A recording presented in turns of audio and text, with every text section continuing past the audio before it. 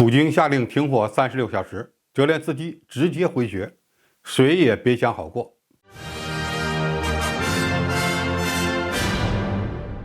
观众朋友，大家好，我是付天少。在元旦期间，俄罗斯军队的一次聚会引来了乌军海马斯火箭炮的袭击，可能造成数百人死伤。这就带来了一个道义上的问题：俄乌双方有没有可能在节假日实现停火呢？这个问题对乌克兰和俄罗斯而言，似乎又有着不同的理解。近日，普京下令俄军于东正教耶诞节期间在乌克兰暂时停火，时间从1月6日12时起至1月7日24时止。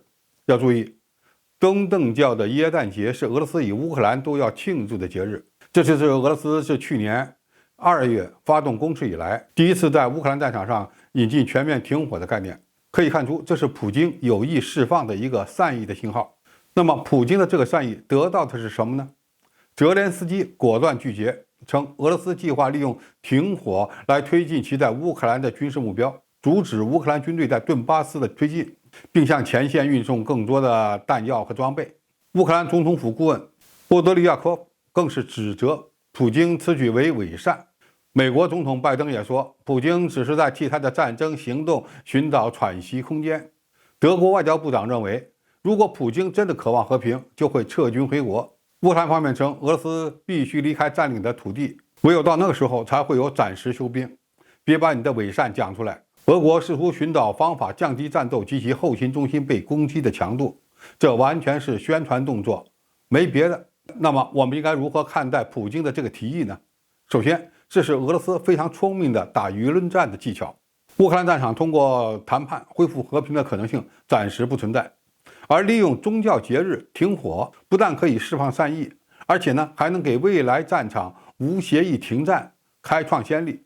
在普京发布命令后，联合国马上表示欢迎停火，说明俄罗斯这回做对了。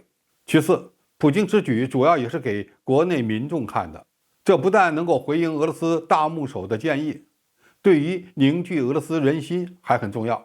而且越是战局处于焦灼状态，国内的人心越是重要。不过，俄罗斯此举也暴露了俄军目前在战场上不占主动。乌克兰拒绝提议，获得了美西方的一片支持声。俄罗斯无法因这个提议而赢得西方国家的尊重。其实，这里面还有一个更深层次的原因。乌克兰想与俄罗斯在文化上彻底切割。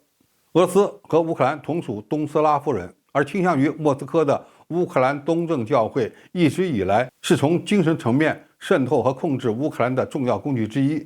民意调查显示，74%的乌克兰人希望乌克兰东正教与俄罗斯断绝关系，51%的人希望禁止该教会。在俄乌冲突爆发之后，乌克兰就开始打击这些东正教会。所以，如果乌克兰同意了普京的提议，乌克兰东正教会将因此而受益；而如果拒绝，就等于在宗教文化上对俄罗斯的打击。泽连斯基政府这次拒绝普京的提议，还有另外一个更加直接的原因，就是表达保卫国家领土主权高于一切。只要俄罗斯军队在乌克兰一天，那么谁也别想好过。总体而言，乌克兰战场上的节日并未带来短暂的和平。俄罗斯军队停火了，乌克兰方面不会停，其后果就是单方面挨打。那么俄罗斯军队有必要遵守吗？如果俄军被迫还击了，那么一切都成了空谈。不管结果如何，普京虽然没有实现暂时停火的目的，但在赢得国内民心方面还是有所收获的。好，今天评述就到这里，谢谢大家收看，我们下期再见。